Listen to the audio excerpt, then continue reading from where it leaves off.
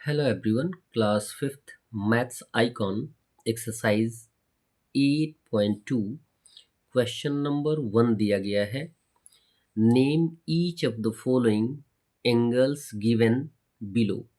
नीचे दिए गए एंगल्स का नाम देना है। तो एंगल के बारे में बताया गया है कि जब दो रे एक इनिशियल पॉइंट पे आके मिलती हैं तो उनके बीच जो फॉर्मेशन होता है उसे हम किस नाम से जानते हैं? एंगल के नाम से जानते हैं। एंगल को हम हिंदी में कोण के नाम से जानते हैं। यहाँ पे जो एंगल बन रहा है, एंगल में दो आर्म्स होते हैं या साइड्स होते हैं या लेग्स होते हैं, जिनमें आपको एक लेग होगा बी ए और दूसरा होगा बी सी।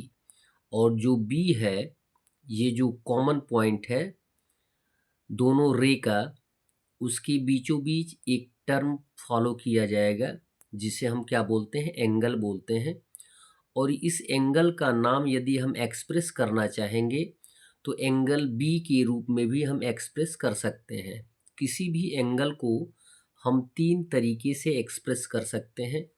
या तो जिस पॉइंट को आप बताना चाहते हैं, जिस पॉइंट पे एंगल का फॉर्मेशन हुआ है, उसको सिंपल वे में आप बता दें एंगल बी के नाम से। या यदि एंगल बी को तीनों पॉइंट्स के आधार पर बताना है तो एक एंगल का नाम हो जाएगा एंगल ए बी सी, और दूसरा तरीका है angle C B A. It means जिस एंगल को आपको एक्सप्रेस करना होता है उसको मिड में एक्सप्रेस करते हैं। यदि बी को बताना है तो बी हमेशा मिड में ही आएगा, ए बी सी या सी बी ए। आप देख सकते हैं कि बी जो है मिड में ही है। बी यहाँ पे दिया गया है P Q R. P Q R के बीच एक एंगल का फॉर्मेशन हो रहा है जिसका कॉमन पॉइंट जो है, यानी जो दोनों आर्म्स दिए गए हैं, इसका कॉमन पॉइंट जो है क्यू है और क्यू पर ही वो एंगल का फॉर्मेशन बन रहा है। तो इसको हम एंगल क्यू का नाम भी दे सकते हैं। और दूसरे और तीसरे तरीके के अनुसार लिखेंगे एंगल पी क्यू आर, क्योंकि क्यू ही हमें एक्सप्रेस करना है तो क्यू के मिड में, क्यू को मिड में रखने का प्रयास करेंगे। तो फर्स्ट टर्म हो जाएगा एंगल पी क्यू आर और सेकेंड टर्म में हो जाएगा एंगल आर क्यू पी। सी दिया गया है, यहाँ पे एंगल का फॉर्मेशन हुआ है ए बी सी।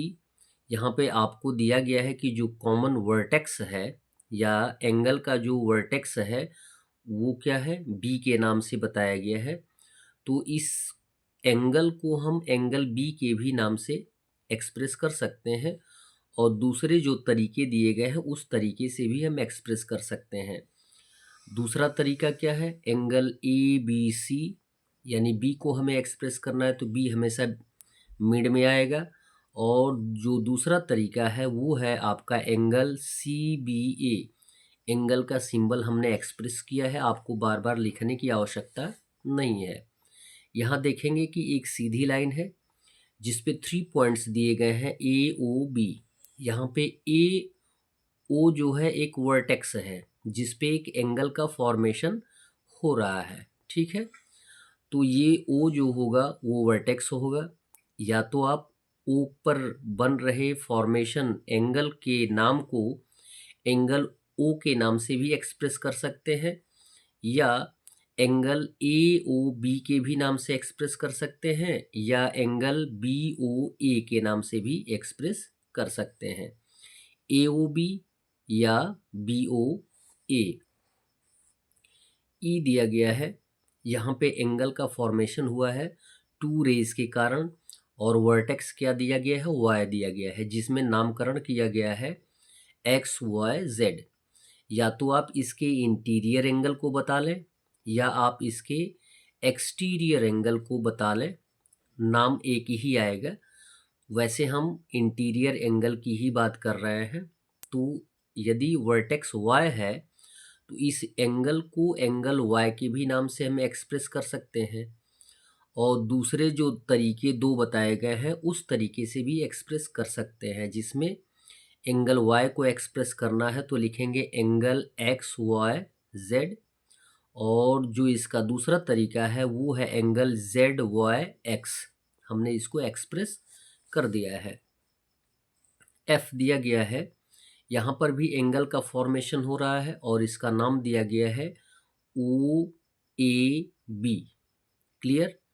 और यदि वर्टेक्स की बात करेंगे तो वर्टेक्स जो है वो ए पर है और ए पर ही हमें एंगल का फॉर्मेशन बनाकर दिखाया गया है। तो हमें यदि एंगल ए का नामकरण करना होगा तो हम एंगल ए भी लिख सकते हैं, और जो दो अन्य तरीके आपको बताए गए हैं उनको आप लिख सकते हैं एंगल बी ए ओ, और उसका दूसरा तरीका हो जाएगा angle O A B. Clear. Question number 2 दिया गया है, name all the angles in figures given below. नीचे कुछ फिगर्स दिए गए हैं, उनमें बने हुए सभी एंगल्स का नाम बताना है।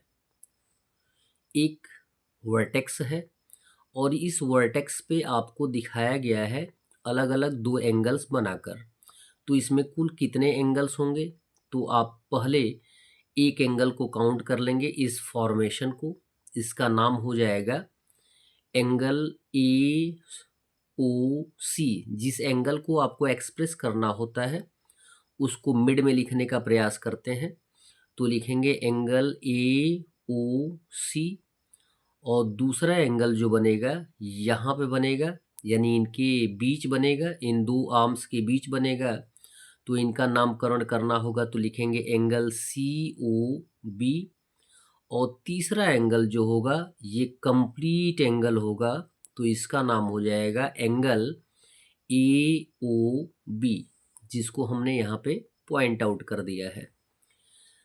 नेक्स्ट क्वेश्चन बी दिया गया है, यहाँ पर भी एक लाइन पे एक वर्टेक्स की बात की गई है और वर्टेक्स से एक और रे स्केच की गई है जिनके बीच दो एंगल का फॉर्मेशन हुआ है।